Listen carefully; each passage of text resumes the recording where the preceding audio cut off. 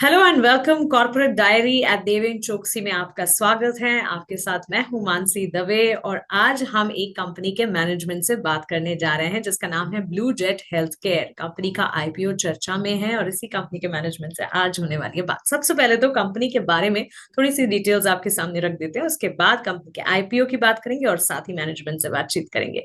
Company की शुरुआत 1968 में हुई थी जब इनका नाम जेट केमिकल्स प्राइवेट लिमिटेड था। 2020 में रीब्रांडिंग हुई और फिर नाम पड़ा blue jet health care. Debt free company यानी कि कर्ज मुक्त कंपनी है। स्ट्रॉन्ग फाइनेंशियल मैनेजमेंट है। फार्मास्यूटिकल और हेल्थ केयर इंग्रेडिएंट की इंटरमीडिएट कंपनी के तौर पर जानी जाती है company. Blue jet health care सबसे पहली कंपनी रही इंडिया में सैक्रीन और सॉल्ट यानी कि आर्टिफिशियल स्वीटनर्स को मैन्युफैक्चर करने वाली पहली कंपनी। लेटर उन्होंने एक्सपेंशन किया कॉन्ट्रास्ट मीडिया इंटरमीडिएट्स में, जो कि सिटी स्कैन्स और एमआरआईज में यूज होते हैं। और साथ ही अगर आपको बताएं, तीन मेजर कैटेगरी ऑफ प्रोडक्ट्स हैं जिसमें कंपनी डील करती है। Contrast media intermediates, high intensity sweeteners और फार्मा इंटरमीडिएट्स और एक्टिव फार्मास्यूटिकल इंग्रेडिएंट्स। सो ये तो हुई कंपनी की बात। अब कंपनी के आईपीओ की बात करें। आईपीओ के डेट्स 25 अक्टूबर से 27 अक्टूबर के बीच तय किए गए हैं। प्राइस बैंड जिसका 329 टू 346 का तय किया गया है। लॉट साइज 43 शेयर्स का है। इश्यू साइज 840 करोड़ का है। अब बात करते हैं कंपनी के मैनेजमेंट से। आईपीओ और कंपनी से जुड़ी सारी की सारी जानकारी लेकर मेरे साथ मिस्टर शिवेन अरोड़ा जुड़ गए हैं जो कि मैनेजिंग डायरेक्टर है, और मिस्टर वी के सिंह जुड़ गए हैं जो कि कंपनी के सीओओ है। मिस्टर सिंह, मिस्टर अरोड़ा, बहुत स्वागत है आपका। अपना समय देने के लिए आपका बहुत शुक्रिया। Thank you, Mansi. Thank you for having us. Yeah, it's a pleasure to have you, sir, both of you. And शुरुआत शिवेन आपसे करना चाहूंगी। 840 करोड़ का इशू साइज है जो कि पूरा ऑफर फॉर सेल है, यानी कि कंपनी के पास कोई पैसे नहीं जा रहे हैं और एग्जिस्टिंग प्रमोटर्स शायद ही यहाँ हिस्सा बेच रहे हैं। इसके पीछे की वजह आईपीओ को लेकर प्लानिंग, और क्या कोई प्राइवेट इक्विटी इन्वेस्टर्स हैं जो कि हिस्सा बेच रहे हैं, सिर्फ प्रमोटर्स हैं? इससे शुरुआत करते बताएं। जी। आपकी बात सही है। इस टाइम हमारा डाइल्यूशन 14% का है कंप्लीट ओएफएस। ये क्लोजली हेल्ड फैमिली बिजनेस रहा है। एंड जैसे हमारे सेगमेंट्स हैं काफ़ी अंडर द रेडार हैं। एंड एक छोटी सी नीश हमने कार्व आउट की है। एंड ये एक टाइमिंग था बिकॉज बहुत एसेंशियल हो गया था ये विजिबिलिटी लाना टैलेंट अट्रैक्शन के लिए एंड कस्टमर रिटेंशन के लिए। Absolutely. Mister Singh, with in pharmaceutical और हेल्थ केयर स्पेस में अगर आपके प्रोडक्ट्स की बात करें, काफी नीश प्रोडक्ट्स हैं जैसे कि contrast media intermediates, high intensity sweeteners, APIs. इसे सेगमेंट वाइज सिंपल लैंग्वेज में हमारे व्यूअर्स के लिए अगर आप ब्रेक डाउन कर पाए, अपने बिजनेस मॉडल को समझा पाए। मैं बिजनेस मॉडल से शुरुआत करता हूँ। तो हमारा जो बिजनेस मॉडल है ये एक प्योर प्ले सीडीएमओ का है। और हम्म। सीडीएमओ में हम एक छोटे से बुटीक सीडीएमओ हैं। और हम लोग जो काम कर रहे हैं वो majority majority of our turnover, majority of our business is from innovator companies and very large MNC companies. Hmm. तो ये तो मोटा मोटा हमारा सीडीएमओ मॉडल हो गया। इस सीडीएमओ मॉडल में जो हमारा जो डेप्थ और विड्थ है उसको अगर आप देखिएगा तो हमारी कैपेबिलिटीज आती हैं right from bench to bulk. जब मैं बेंच की बात करता हूं तो हम इनोवेटर्स को छोटी छोटी क्वांटिटीज भी देते हैं मिलीग्राम्स में, जो उनको अपने क्लिनिकल स्टेजेस के लिए चाहिए होती हैं।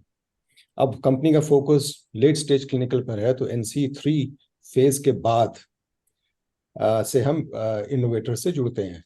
तो छोटी क्वांटिटी से लेकर के बड़ी इंडस्ट्रियल क्वांटिटीज तक हम सप्लाई करते हैं। अब इस मॉडल को हमने स्प्रेड करा अपने 3 बिजनेस वर्टिकल्स में। तो पहला बिजनेस वर्टिकल हमारा कंट्रास्ट मीडिया का है। तो कंट्रास्ट मीडिया जो है, जैसे शिवेन जी ने बोला, थोड़ा अंडर अंडर द रेडार रहा है। आई मीन ज्यादा लोग इसके बारे में जानते नहीं हैं, लेकिन अगर मैं आप समझाऊंगा तो जान आपको जाएंगे। लगे। जी। तो कंट्रास्ट मीडिया ये डाइज होती हैं which are injected into the body, या कभी कभी ओरली दी जाती हैं। और ये बॉडी में अंदर जा करके कंट्रास्ट प्रोड्यूस करती हैं जिससे एक क्लियर इमेज आती है। तो जो भी ऑर्गन क्वेश्चन में है, चाहे हार्ट हो या ब्रेन हो या लिवर हो या किडनी हो, डिपेंडिंग अपॉन कहाँ पर लीजन है, कहाँ पर ट्यूमर है, कहाँ पर कोई इंटरनल ब्लीड है, उसको जाकर उस एरिया को ये एनहांस करती हैं। फिर इससे जो सीटी स्कैन, एक्सरे, एमआरआई की मशीन है, उस वो इमेज प्रोड्यूस करती है, उसको रेडियोलॉजिस्ट पढ़ता है। तो ये जो सेगमेंट है, इसमें जो डाइस जाते हैं, इसके हम इंटरमीडिएट्स बनाते हैं। और इसमें हमारी ग्लोबल लीडरशिप है, और इंडिया में तो खैर हम लोग सबसे बड़े ही हैं। एब्सोल्युटली। बहुत ही नीश सेगमेंट है। और इस ये जो फ्रंट एंड बिजनेस है, इसमें जो कंपनीज फाइनल फिनिश फॉर्मुलेशन बेचती हैं, वो करीब करीब ये 6 बिलियन का मार्केट है, और इसमें 4 कंपनीज डोमिनेट करती हैं। और हम चारों कंपनीज को बेसिक इंग्रेडिएंट्स और एडवांस इंटरमीडिएट दोनों ही सप्लाई करते हैं। हमारा जो सेकंड है उसमें भी हमने कुछ सिमिलर किया हुआ है।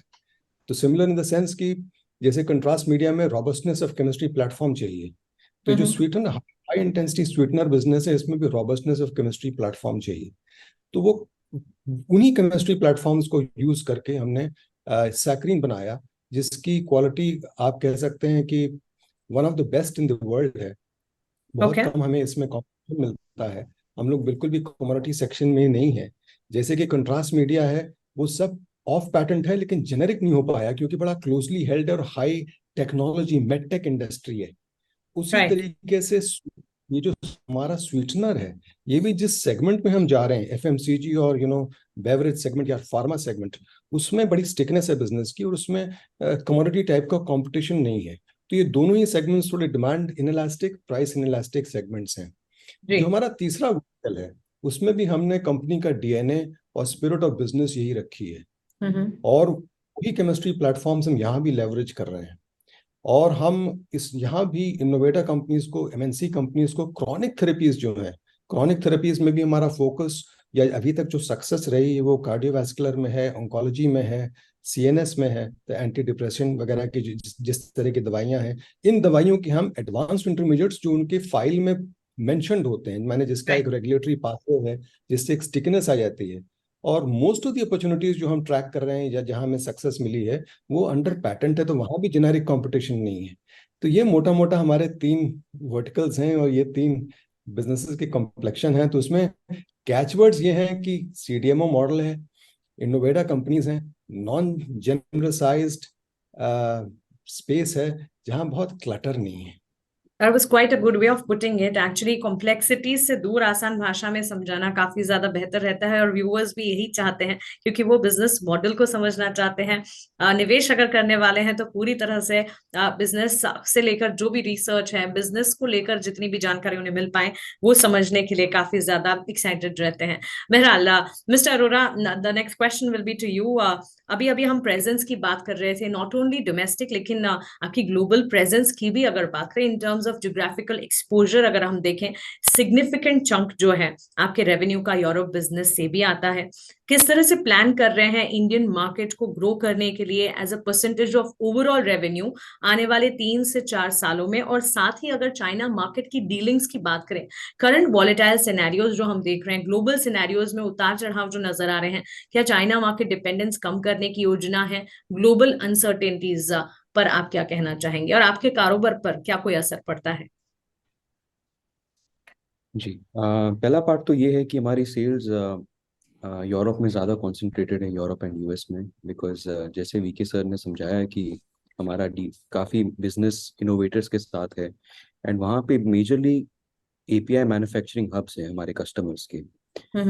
तो ऑप्टिकली लगता है कि हमारी सेल्स यूरोप में हो रही है, बट जैसे कि कॉन्ट्रास्ट मीडिया के जो हम इंटरमीडिएट्स बनाते हैं, ये जो 4 कंपनियां हैं, इनकी 75% कलेक्टिवली ग्लोबल मार्केट शेयर है। जी। तो अल्टीमेटली यूरोप में तो सेल्स हो ही रही है हमारे कॉन्ट्रास्ट मीडिया इंटरमीडिएट्स की, but they are also coming back to India and other emerging markets formulate होके।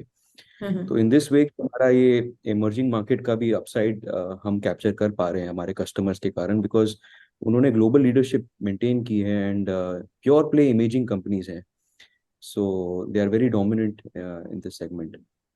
एंड रही बात चाइना डिपेंडेंसी की, compare to any pharmaceutical companies and chemical companies, हमारा China dependence in true sense काफ़ी minimal है। Having said that, कोई हमारे थोड़े प्लान्स हैं बैकवर्ड इंटीग्रेशन के, जो ये further import dependence we can reduce. We are evaluating some options, but comparatively we are very well positioned from a supply chain risk perspective. Continuity plans काफी strong है हमारे. We saw 2 black swan events such as COVID and the Russia-Ukraine war, which impacted the margins to some extent, but significant impact नहीं आया है. And Q1 FY24 we've seen a very strong margin recovery. We see a downward trend in raw material prices, freight prices. Yeah. So this is helping us in the short to medium term. Sure thing. Mister Singh, अगर market players की बात करें और peer comparison को समझने की बात करें, कोई बड़ी कंपनी या लिस्टेड प्लेयर आपके बिजनेस स्ट्रक्चर से मेल नहीं खाते. Of course unique value proposition है, एंट्री बैरियर्स मुश्किल हैं. सो क्या कोई लिस्टेड प्लेयर है इस सेगमेंट में आपके जैसे, या अनलिस्टेड प्लेयर्स भी? देखिए, लिस्टेड प्लेयर तो कोई भी नहीं है कंट्रास्ट मीडिया में, और जो स्वीटनर सेगमेंट है उसमें भी कोई लिस्टेड प्लेयर नहीं है. तो लेकिन जो अनलिस्टेड है उसमें कंट्रास्ट मीडिया में कुछ प्लेयर्स छोटे मोटे हो सकते हैं, कुछ चाइना में भी हैं, कुछ बहुत बड़ी यूरोपियन कंपनीज भी करती हैं, लेकिन उस स्केल पे और उस वर्टिकल इंटीग्रेशन के साथ नहीं करती हैं कोई भी. तो मैंने हम लोग तो आप ये समझें कि बेसिक केमिकल से बनाते हैं, तो हम कंप्लीटली बैकवर्ड इंटीग्रेटेड हैं सेगमेंट में. तो अगर कोई कर भी रहा है तो वो ना वो स्केल है, ना वो वर्टिकल इंटीग्रेशन है, ना वो स्ट्रेंथ है. तो इसमें ज्यादा मतलब आपको हमारे कोई पीयर्स मिलेंगे नहीं इस सेगमेंट में. Right thing. मिस्टर अरोरा, अगर कंपनी के फाइनेंशियल्स को देखें और पिछले 3 साल के फाइनेंशियल्स में समझने की कोशिश कर रही थी, कंपनी ने टॉप लाइन ग्रोथ तो काफी स्ट्रॉन्ग दिखाई है, लिटरली 10% कैगर पर ये ग्रोथ नजर आई है, लेकिन बॉटम लाइन कैगर की अगर बात करें रिलेटिवली ये स्लो रहे हैं. इसके पीछे की वजह है, और मार्जिन्स के फ्रंट पर किस तरह से आगे चलकर आपके प्लान्स रहेंगे, ये आप बताएं. हाँ, ये तो जो ग्लोबल इवेंट्स हुए, आई थिंक लास्ट ईयर पूरा chemical sector had got affected because of the raw material prices. Comparatively देखा जाए तो हमारा इम्पैक्ट इतना सिग्निफिकेंट नहीं था because of the robust supply chain that we have at this point in time. There are plans to further strengthen this, and like I mentioned earlier, Q1 FY24 we are seeing a strong reverse trend in raw material prices and other costs. So this should continue going forward. Absolutely. All of this gives a quick eye view, in fact, a bird's eye view of the entire structure. लेकिन आखिरी सवाल आप दोनों से मैं पूछना चाहूंगी, और हमारे माध्यम से आपको देख रहे हैं व्यूवर्स को, क्या मैसेज आप देना चाहेंगे पोटेंशियल इन्वेस्टर्स को? किस तरह का मैसेज आपकी कंपनी देना चाहेंगे? मिस्टर अरोरा, शुरुआत आपसे, आप बताइए. कंपनी ने 2018 से लेके 2022 तक अपनी रिएक्टर कैपेसिटी, इंस्टॉल्ड कैपेसिटी 4 गुना से बढ़ाई है, 230 KL to 1000 KL. And company की एबिलिटीज काफ़ी ठीक रही है कैपिटल मैनेजमेंट में. ROCE numbers north of 30%, asset turns historically 5.6x, and PAT margins भी अगर हम देखें तो it keeps us in the top quartile of most of the chemical companies in India. Having said that, capacity expansion के plans robust हैं. We are adding another 50% capacity in the next 18 to 24 months, completely through internal accruals. So company stable है, legacy business रहा है, and इच्छा भी रहेगी इसको grow करें to newer heights. बिल्कुल शिवेन, हमारी भी बेस्ट विशेस हैं कि इसी तरह के प्लान्स जो आप डेवलप कर रहे हैं वो प्लान्स बिल्कुल सही साबित होते हुए दिखें. मिस्टर सिंह, आने वाले 2 से 3 सालों के लिए क्या स्ट्रैटेजी, क्या रणनीति रहेगी? What message goes from your side? देखिए, शिवेन जी ने इनडायरेक्टली तो आपको बता ही दिया है. जी. इससे ज्यादा तो आपको पता है कि हम लोग बहुत फॉरवर्ड लुकिंग स्टेटमेंट्स अभी नहीं दे सकते हैं. राइट. लेकिन यही है कि इसको एक एक एक, एक अच्छे बिजनेस सेगमेंट्स में हम लोग हैं, वर्टिकल्स में हैं. तीनों जो हमारे सेगमेंट्स हैं उसमें हमें बहुत अच्छी डेमोग्राफिक टेलविंड्स दिख रही हैं. जो हमारा तीसरा बिजनेस वर्टिकल भी है, जो भी थोड़ा छोटा है, जो क्रैम्स स्ट्रोक सीडीएमओ टाइप का वर्टिकल आप कह लीजिए, उसमें भी बहुत टेलविंड्स हैं because of the MNC is looking at optionality to China. अभी तक उनका बड़ा फोकस रहा है चाइना पर, but whatever is happening you see that.